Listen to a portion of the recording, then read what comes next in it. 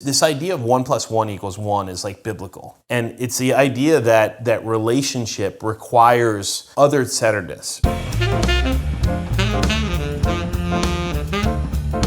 Putting yourself in a position of selflessness. And so there's two types of individuals inside, in the world, so to speak. Those that have great relationships and those that really struggle to have them. And if you think of them in terms of, the humble person or the arrogant person, which one do you think has better relationships? Humbleness has something to do with being other-centered, right? Being selfless to a certain extent.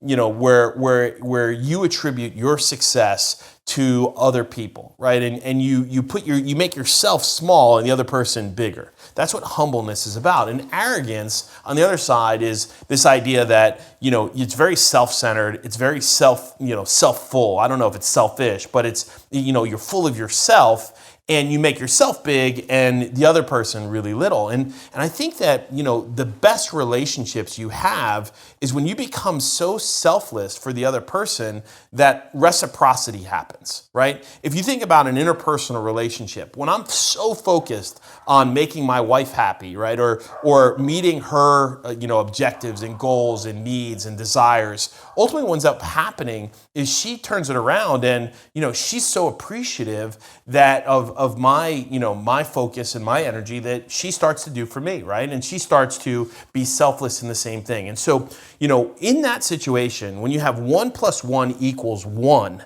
right? This idea that individuals come together with a common mission, a common goal, a common objective. And I think that this applies very much with businesses that get the greatest level of success. When 1 + 1 = culture, right? That one culture, that one dynamic entity, that's when success abounds.